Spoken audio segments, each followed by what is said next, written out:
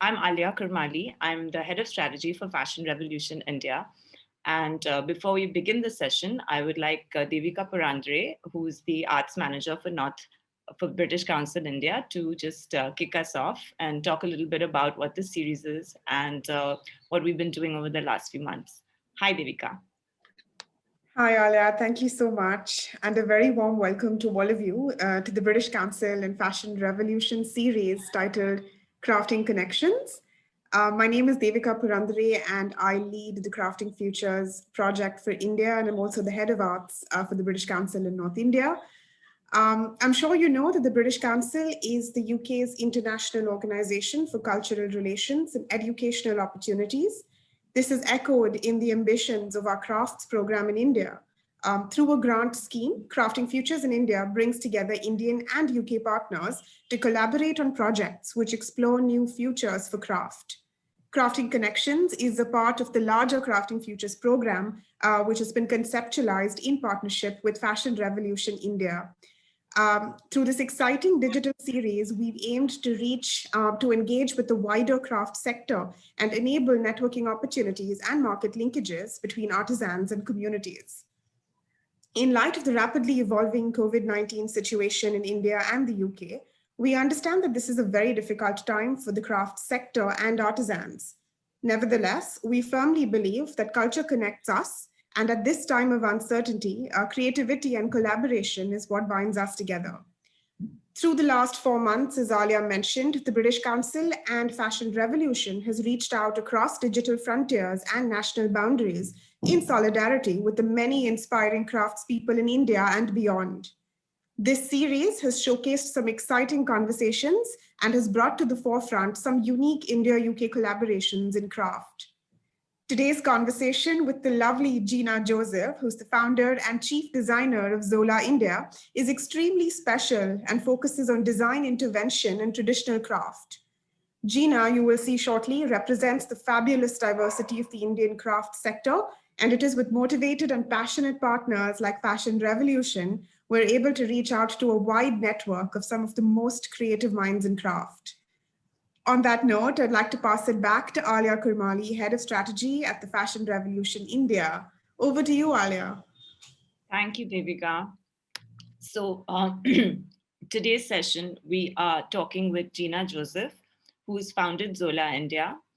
Zola India is a jewelry brand that has rather impressively worked with artisans from several parts of the country, extensively worked with them. And before I hand it over to Gina to tell us more about her journey, I would just like to play a video which will sort of showcase for you the extent of work that's been done by Zola India.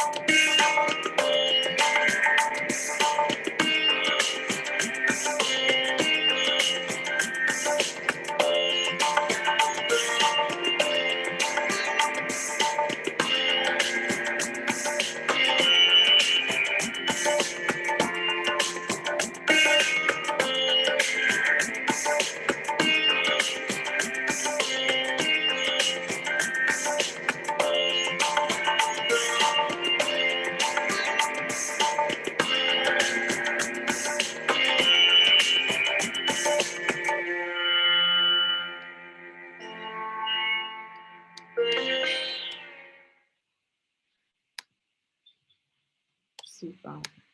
Okay, wonderful. So, Gina, I just wanted to say hi and get you into the speaker grid. How are you? Very good. Thank you. Thank you so much, Devika, and thank you, Alia. And thank you, Fashion Revolution India and British Council for giving me this platform to share my journey in the past 6 years with Zola and also interesting stories and experiences. So, yeah. So, Gina, would you tell us about how Zola India started? Okay. So Zola India, I mean, actually, it started from which was actually a college project. I did this program called Arts Management from Dakshin Chitra in Chennai. And so I had a project which was we had to create something, a product by whatever we were inspired by. So we had a subject like Indian art history, Western art history, and I was very inspired by temple architecture. So I got in touch with an artisan from Orissa and a wood cutter, and so we created three different pendants. I mean, women inspire. I mean, like in one was from the Gupta period, one was from the Chennakeshwara temple, and there was another lady. So in sculpture, these are not goddesses; these were like women like Madanikas and Devadasis, and so and I got them carved on wood and.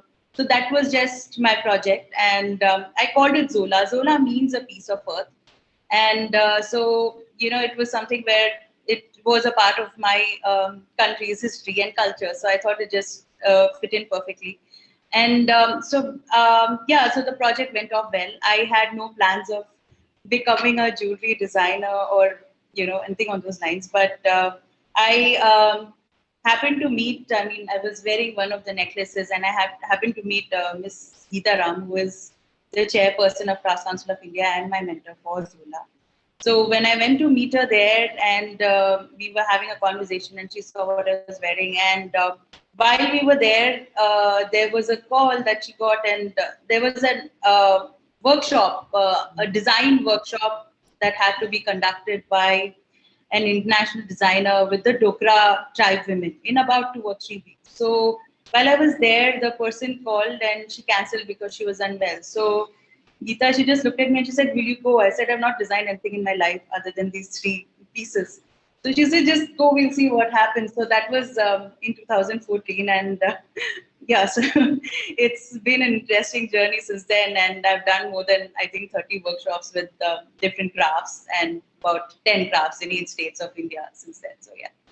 So I think, And all of this just since 2014. Wow. So yes, end of 2014, second half, yeah. okay, great. So tell us a little bit about how that transition happened from, being asked to do a workshop, jump in and do a workshop, to actually producing a range of jewelry and getting it into the marketplace.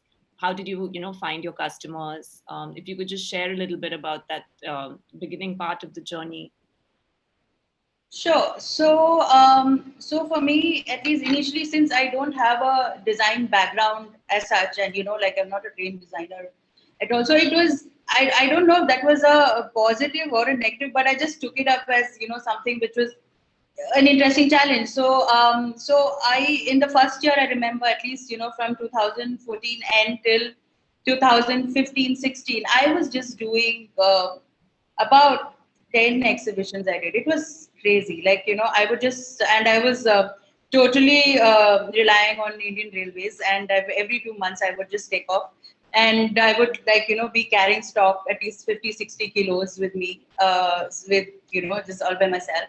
But that was actually a very, I would say, a very good thing that I did, because it kind of gave me a direct connect with all the customers, the women who came to the exhibition, to the stalls, and so they told me what was working, what was not working, what was they found interesting, and so then every time, and all my workshops, I physically go there and conduct in the villages. So so then I have a pulse on the market, and I know exactly what to make the next time, because like I said, and also I did a lot of, I used to go to all the stores where I retail at, and just probably once or twice a week, just go there and spend a few hours and see whether customers picking up what I made, and what their reaction is. And so I did a lot of homework like that initially, and I think that kind of helped me, because I was clueless otherwise how to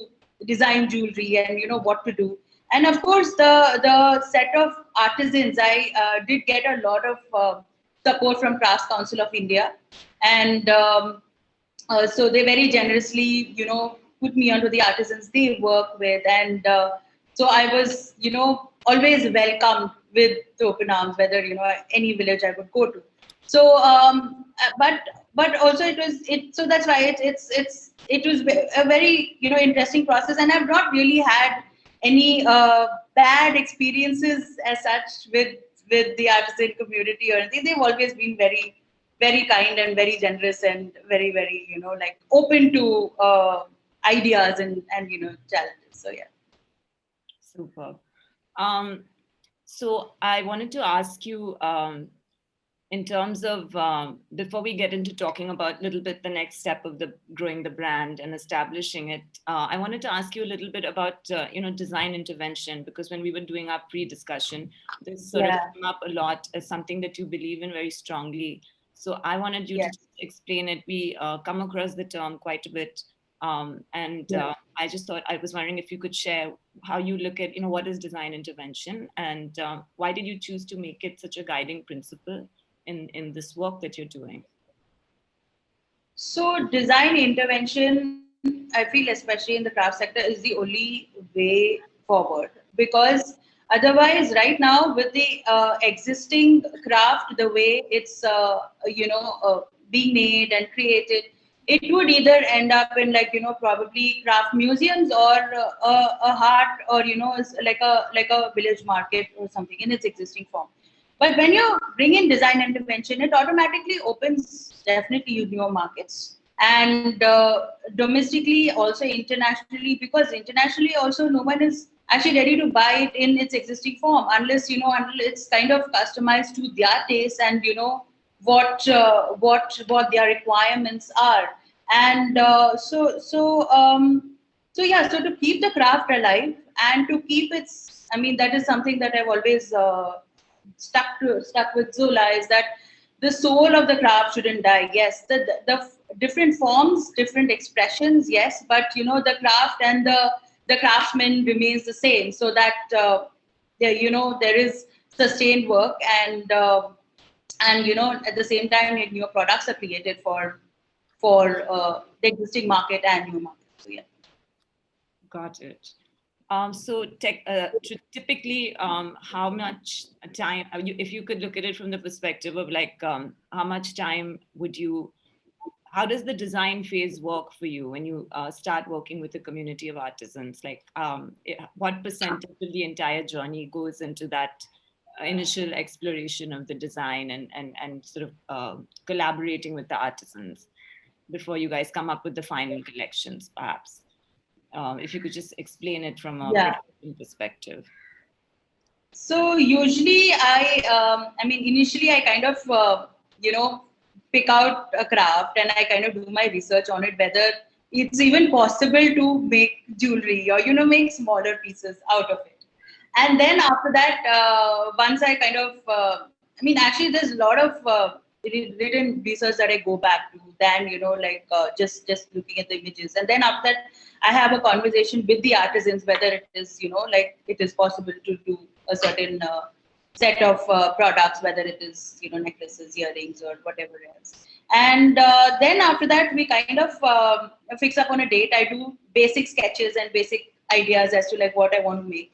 Then we fix on a date, and then I just land up there, and mostly it's it's mostly I take a train. Then sometimes I've even traveled by bullock carts. I have also worked in Naxalite areas in Orissa sometimes, because there are certain elements that which go into a piece of my jewelry that I need to source from there, or work with the people there. So yeah, and things and also that becomes a very interesting process because it's very collaborative. Like for example, when one example would be definitely the leather puppetry workshop, where I did all my research, I did all my designs, and on paper I had like a certain idea of what I'm going to make. So, but when I landed there, I realized that the treatment of colors on paper and the combinations I had sketched out was completely different from what you do on goat hide. So and then so while I was there, a lot of things at the moment it had to be changed, and we had to like recreate a completely new set of things, and so that was also exciting. But it was like things like this came out, like like this is actually the Dasavataram, which is completely done on a neck collar. So where so I mean, this is like, for example, he showed me this, they showed me the 6 feet scroll that they had, which had the entire Dasavataram. And I said, okay, fine, so let's do the same thing, and we kind of design that into a neck collar. So the art remains the same, the artist remains the same. It's just that the form is completely changed, and of course the way you bring together the elements, that changes. So, and also like with Dokra. So with Dokra we've done most of my workshops have been with Dokra. So I started exploring, like then before it was just the the existing motifs, and I started doing a lot of chokers, which were really a big hit initially. And then after that, I kind of moved to working with the lost wax itself. Now they were used to making slightly bigger figurines, and I was like doing little rings like this, and like smaller pendants like the one I'm wearing. And we had to do at least 3 to 4 workshops to at least get about 100 pieces, because they were all breaking apart, because they were not used to that. They were used to like bigger figurines. So it was so that was quite a taxing process, and it was very heartbreaking because I mean, there were times where I would go for 15 days sitting in front of that entire like the melting and the mixing, and come back with like bronchitis only. But and then I would end up with nothing at all, because the pieces would have like broken, or they would say that the casting didn't happen properly. So then also then this is like another very interesting experiment we did. This is actually a seed. This is a polanga seed, which they actually extract oil from and discard in. So this is from Puri.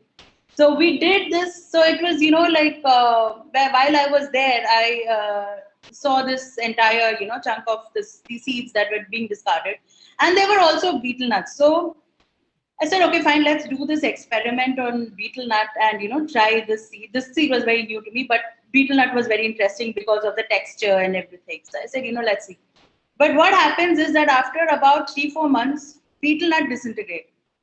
But this stayed. So then we kind of, so it's usually a very, I mean, it's not like a very instant process. Like just I mean, I know that a lot of people think that you're jewelry designing. Yeah, definitely, probably it's not as laborious as textile and everything that goes into it. But definitely, it's a lot of hit and miss, and what comes out, and we kind of we aspire for so much, but sometimes I'm surprised too. Sometimes I think that I'll go and make like 50 pieces, and I come up with like almost 150 designs. But sometimes I don't even come back with 10. So yeah. Well, I mean, it sounds like it is there's so much of that design iteration that you're doing, and it's quite fascinating that you're even looking at new materials and trying to introduce new materials into the traditional what traditionally artisans have been working with. I am going to jump over to the case studies. We've asked Gina to prepare some sort of case studies, some stories from different, and since we've already been talking about it, I'm going to jump over into that section. And then once we're done, we'll talk a little bit about the pandemic year and what just happened, kind of a thing. But I'm going to start the PDF, open up the presentation now. Just give me No, the next one. Yeah. So what we're trying to do with Zola India is that we are kind of creating sustainable livelihoods with rural artisans and craftsmen and women, and by preserving India's cultural heritage and giving these craft forms new forms of expression in the form of wearable art. And this is done by adding innovative designs and and also materials, and making it viable for the modern day consumer in the form of jewelry.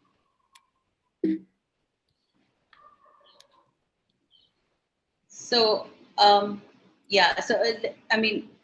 Zola is something that in its soul, it's something that works towards reviving age-old crafts, sustaining livelihoods of artisans, and also giving the talent a new form of expression in its physical form. It is a rich piece of art that you hold in your hand and that you wear, and it is a piece of history that you have, and a piece of hundreds of artisans' work. And in its expression, it's raw, real, and imperfect, like every individual. Yeah. So two sets of beneficiaries is one is the artisan, who has a set of their talents which they have owned, their skills which they have owned over couple of decades and more, because they kind of taught the craft from a very, very young age, but it is taught to them in its traditional form. And then but then they realize that nowadays there's not many takers for the craft in its existing form. And when we have the modern day woman consumer, who is she I think more about collecting experiences, collecting pieces that are more like, of course, have a history, have our conversation starters, because we have so many social, whether it's social events or virtually, physically to go to, and it just becomes a very interesting conversation starter when they have like a statement piece that they're wearing, and talk about it, and also it benefits the artisan, and so it's a win-win for all.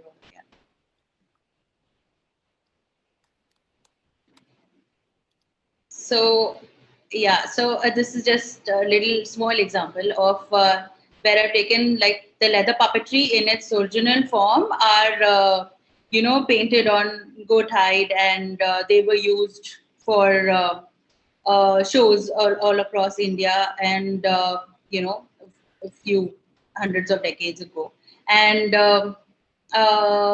and then how we kind of transformed it into jewelry with made neck collars, made necklaces, earrings.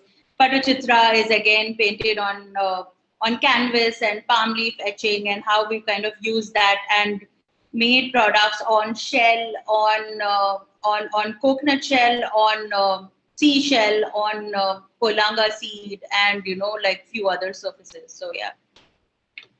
And these are both painting based, basically, like.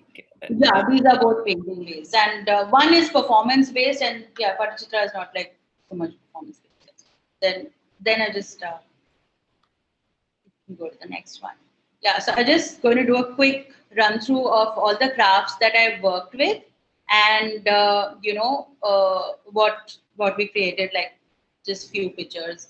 So this is dokra. Dokra is from Orissa. It is actually we use the lost wax technique to kind of make these products. Where why it's called lost wax is because when the mold is made, and then after that a clay mold is made, and then after that they give a beeswax coating to it, and then after another it's again encased with a clay mold.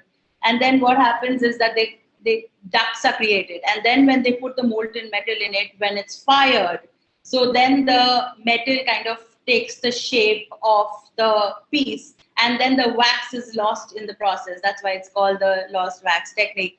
So these are some of the pieces from what we made, and some pictures from my workshop, which is in the next slide. So and this is also extremely ancient, right? The technique, it's something. Yes. As old as the Mohenjo-daro dancing girl from so 5,000 years plus. Yeah. So yeah, that's how the firing is done. And these are like the women I work with in my workshop. And this is like a picture of the wax, the beeswax casting that we did for some of the pieces. So yeah. And this is the one where you said that traditionally they were not used to working with things that were small. Yes. Yeah. Yes. I mean, only for the casting. Jewelry, they were used to, like with the beads, the hand-beaten beads that they make, and the pendants and stuff. But smaller pieces, they were not so used to when it came to casting. Then this is leather puppetry. Leather puppetry is from Andhra, and so traditionally it was a form of entertainment for people across India, where it started. It originated actually from Maharashtra, and then it went Gujarat, and then after that, finally, it came to Karnataka, Andhra, and so yeah, and it stories of Mahabharata and Ramayana were enacted over a period of 10 to 12 nights. So it's called shadow puppetry because there is so it's usually done in the evening, and it's shadows and what it creates, and the entire story is enacted. So yeah, with this this is actually a very, very interesting form to work with, because of course the material, like I said, is very vibrant and very colorful, and very malleable also. So we did collars, we did earrings, and necklaces, which were earrings were a big hit with with lots of children. So you can see why. Yeah, they're adorable. It's I think I mentioned to you, we actually had opened up the series talking about the Pinguli puppeteers, opened up Crafting Connections, which is the puppeteer community in Maharashtra, who are also beneficiaries of one of the Crafting Futures grants. So we should definitely be chasing up with you to go do a workshop there whenever they're ready. But it's quite wonderful to see what you've done with this particular set of puppeteers. So these are some pictures from our workshop. And what kind of paints are being used over here? Is it photo color? So for at least because what happens with initially natural colors were used, but now they use this photo ink. Because it's just that it's a little more brighter, and I think that is kind of the colors pop out better. Because what happens with natural colors also, there is only a certain certain palette that they can play with. So yeah, so that becomes a little bit of a complicated issue. So yeah, so nowadays and this is of course Pattachitra. Pattachitra is from Orissa, and it's done on palm leaf, and then it's also done on canvas, and also on tussar silk and various other forms. It's mostly like they do like these large paintings, which are you can put it in your homes. And it also, the Jatri Pati was how it's, initially they used to make it, where the Lord Jagannath's Yatra was kind of, depicted in the Jatri Pati. And then after that, which was actually for, a thing that they gave to tourists bought when the Jagannath Yatra happened in Puri. And then after that, then they kind of started, doing it in different topics. Mostly again, same thing, Mahabharata and Ramayana are preferred, and a lot of also nature, because they do lots of trees and animals, and yeah.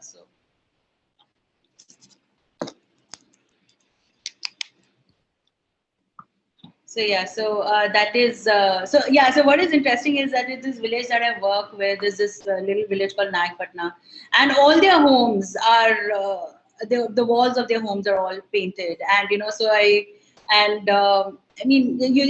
just such an amazing journey when you just have to like walk through the village, because each home has like something which whether it is a little tale or just a scene from somewhere, which is from, like I said, Ramayana, Mahabharata inspired.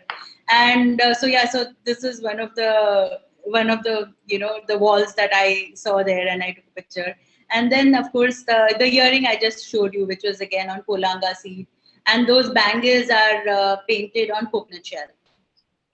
So would you just explain a little bit as to how is it sort of like every family is a painter and everyone is taught how to paint? How does the community, how is it the community sort of developed?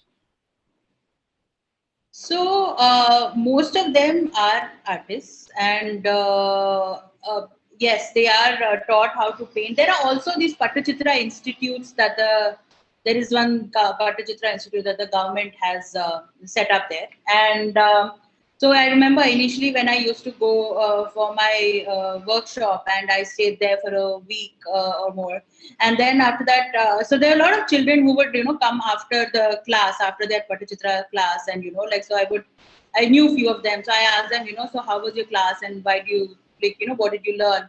So they told me, no, we go there because we get our midday meal. So we do. So that's, and then I asked them, why you don't want to learn about it, and you don't want to become an artist like your father. And then so their initial reaction was, no, I'm going to go to the city and become an officer or become a doctor or something, because they said, we see our father struggle so much and we don't want to be struggling with the craft. And so that is really sad, and I think that's where also design intervention comes in, because how do you make it relevant?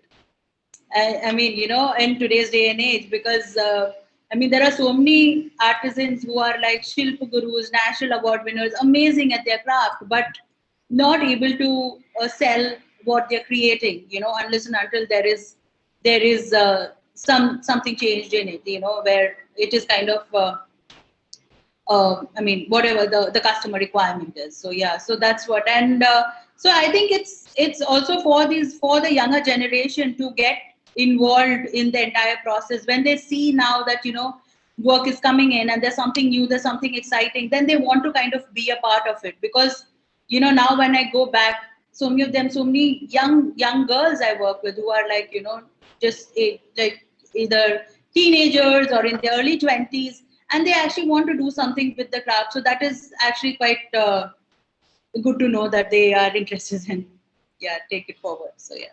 So in this particular group, there's no gender bias, so to speak, in between both boys and girls learning or practicing the craft. No, here there isn't. But then see what happens is that once for women it is a little restricted, in the sense that they're not allowed to go for exhibitions or for workshops or for outside their village.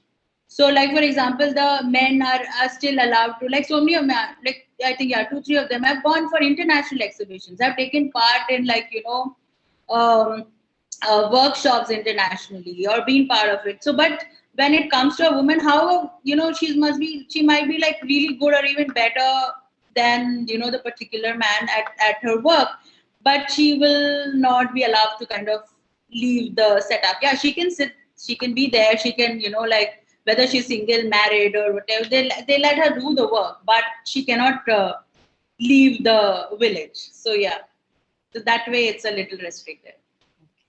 And does it, in terms of say like on the financial management side, is it like they operate as a collective, or is it do individuals participate as individuals, like collecting for their work that they do per piece? So I mean, how does it work? It's one always wonders, because a lot of times, like you say, you see it represented by a few key people, but how does that structure sort of operate? And since you've worked on the inside, So, I mean, it happens both ways. I mean, one is also like individuals like, individual payments happen to the artisans who are doing particular pieces per piece. But also it happens project wise. Like, for example, if there is a bigger project where more than 50 artisans are involved, then, there will be like about 4-5 of them who will kind of take charge and, like make sure that the work is done. Like there are like artisans who are Shilpa Gurus who are training other artists. So, then that also works in our favor, because they know how to train them. They know the craft better than anyone else, and they know they pick out the best artisans for the job. So then it and also a lot of women are then involved in the process, because a lot of young girls are learning from them, and then they also feel that, okay, fine, there is some source of income coming in, and they are able to contribute in some way. So it happens both ways. It's not a one particular this or that. So yeah. Should I move on now from? Yeah, sure. Yeah, this is the Toda embroidery community of Nilgiris, and the Toda tribe is one of the 7 tribes of the Nilgiris, and so they have these shawls that they make, and it's the embroidery is done in red and black, and each motive actually depicts this geometric motifs to depict some part of nature. And also, their tattoos are very similar to these geometric embroideries. And so what is interesting is that, like I said, there's 7 tribes, and each tribe actually they at least now, not so much now, but initially they used to be recognized, one from the other by their tattoos. So like the Badaga tribe would have their tattoo on their forehead, the Tora tribe would have it, lady would have it on her calf, on her leg, and then the Kota tribe lady would have it on her hand. So it was quite interesting to kind of go there and meet these people, and to see what kind of whether it was their tattoos and their stories, and so yeah, in fact I think I have one of my pieces here. So this was again this was definitely a design intervention project, because it was like I saw these, I mean, of course the shawls were being made, and then there was these strips, and there was, so when I went there I said, okay, fine, let's try this. So I took a strip of cloth and I came back here and I actually put it together with Dogra beads and some crystal beads. So I got the stitching done by my artisan, by Patwa artisan in Rajasthan. So because the stitching work and the thread work they do very well. So in fact all my pieces, the whether it is a Patachitra piece or the leather piece, the threading work is done by the Patwa community. So yeah. So I wanted to ask you, because you're saying that the color red and the red and black combination is of itself very distinct with the identity of the Toda embroidery. And when we were talking about what can design intervention and how much can you intervene, I wonder, I think we had discussed in the pre-chat about things you can change and things you can't change without what is the maintaining the respect for the meaning and the identity. I thought it's very interesting, because you've not made the red blue, so how you've not put them to put in more colors. Or if you could, do you want to talk a little bit about how that, have there been times to be like, okay, I can't change this? Yes, because I think it's very important to kind of to go, like, that's why for me it's very important to go there and to understand their whether it is their how important whether the shawl is worn for all important occasions, or when it's like more like auspicious occasions, and to kind of take it, and so till you don't understand the ethnographic background, the cultural importance and everything that they kind of place on a piece of clothing, and I think you shouldn't you should respect that and not mess with it. Because I was very disappointed when I saw that the Toda embroidery being used for footwear on websites. I don't know who made that, but that was very, very, very disrespectful. And so things like that, or even so a lot of people confuse this with the Naga weave, because if you see the Naga weave also, a lot of it is done in red and black, and so and again they also worship nature, and they also have a religious cultural significance to that piece of clothing and that shawl that they have. So that's why it's very important to know the literature of it, of the craft, to kind of know where they're coming from, why they're doing what they're doing, and what it stands for, and to respect that, and to create something based in those parameters. Yeah. Should I move to?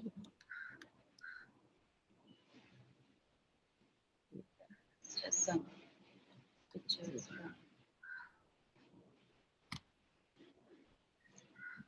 Yeah, so this is mural art of Kerala, and so this is actually found on walls of different temples, and so I did a small project with a few of the artisans there, where I worked with bamboo and took different elements, mostly floral elements, and painted it and made like little pendants, and created a small range of products. So yeah.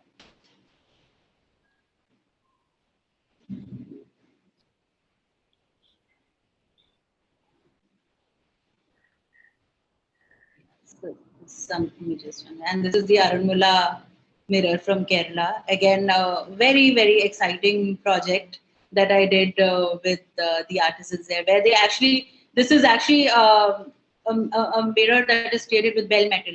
And they have only about 7 families know the secret of how to make it.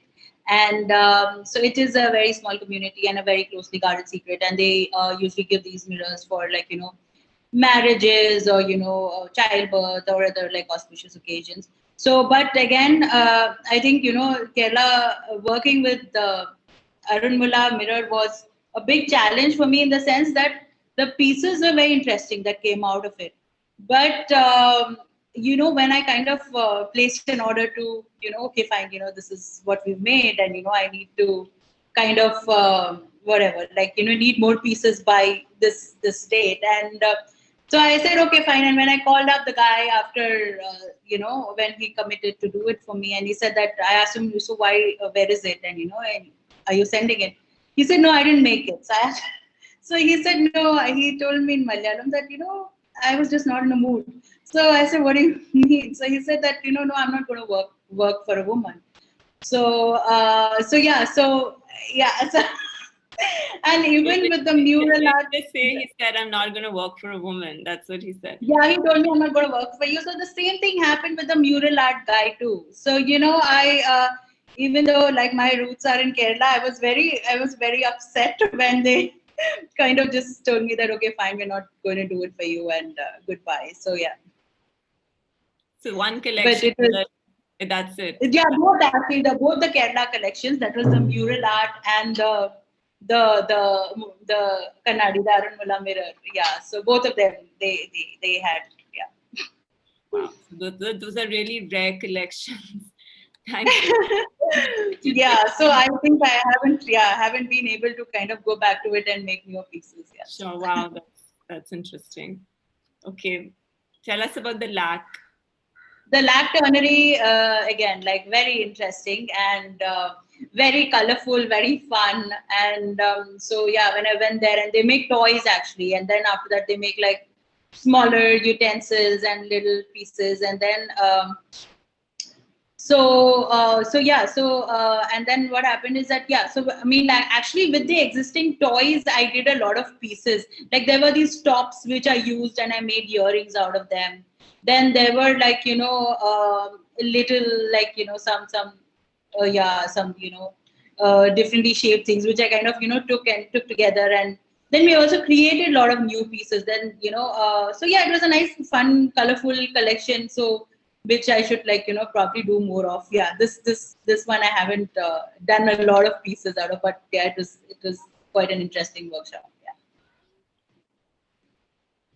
And this is Bidri. Bidri is again, this is from North Karnataka, and one of the most beautiful crafts I've worked with, because I think the transformation of the craft was the most exciting for me, because they start off with like a little piece of where we kind of take a just a I mean, it's just like sand, and then how the impression is created with little pieces of plastic actually, and then after that it's the sand impression is made, and then after that how the metal is poured in, and then it is kind of, it just transform where they do they kind of shape it, and then after they do the inlay process, and then after just in 10 minutes they put it in a solution of soil from the Bidar fort, and a little bit of this little chemical that they use, and it just transforms where the silver stays as it is, and the rest of it just catches the black color. So yeah, and to see that these artisans, there were like more than thousands of artisans, and now there are hardly 150 of them left, because there are not many people who are kind of buying the craft. And yeah, That's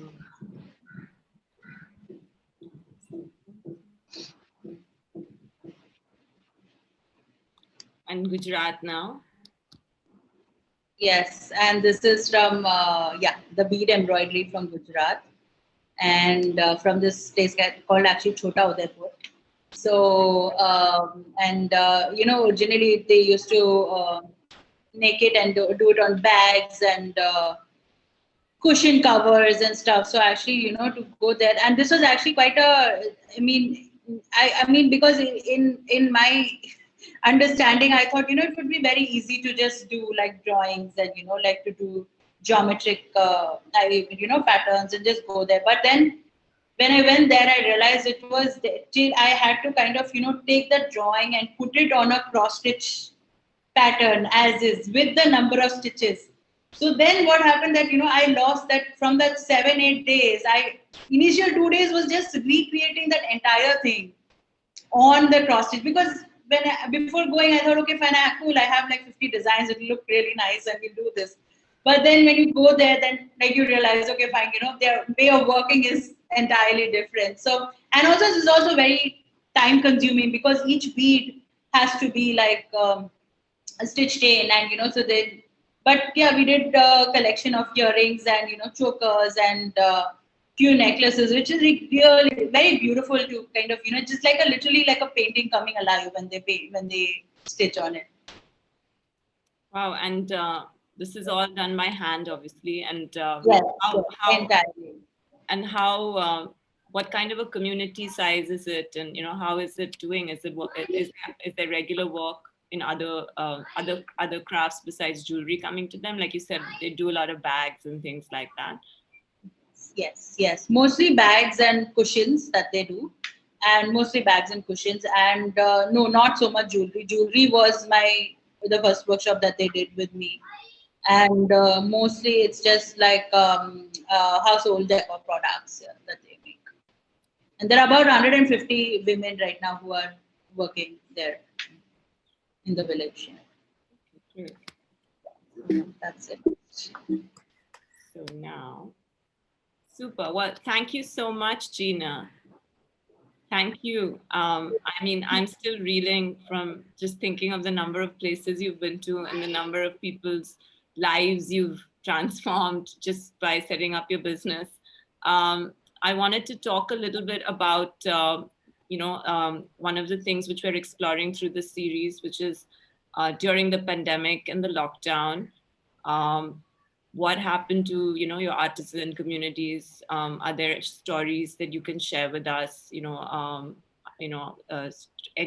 obviously we know how difficult it must have been, but also in terms of the discoveries or transformations. If you could just tell us a little bit about the last year for the business. So the last year, like for everyone, it was really very, very terrible for us too. And yes, especially for the craft community, the art community, like a lot of things, like little, whether it was like, village events, or even like their biggest art event, like in Orissa, when the Jagannath Yatra also didn't happen, so they didn't know where, and they start creating products for it literally 1 year in advance.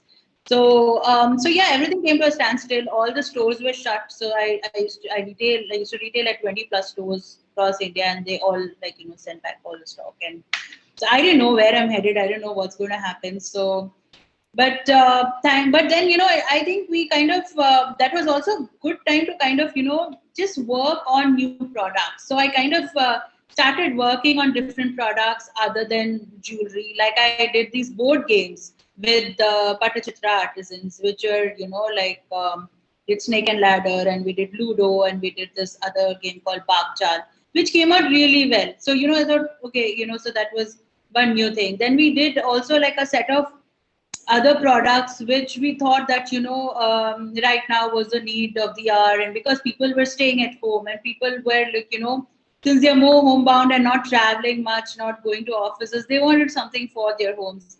And so we just did that. We were at it for about 3-4 months. I would have like a lot of that. I think the only time where I had like to create something virtually. So sitting here. So but thankfully, since they knew, they kind of knew the hang of it, and they knew how we have worked in the past. So so it was, and we of course we had to rely a lot on India Post because there was no couriers also. So that was another issue.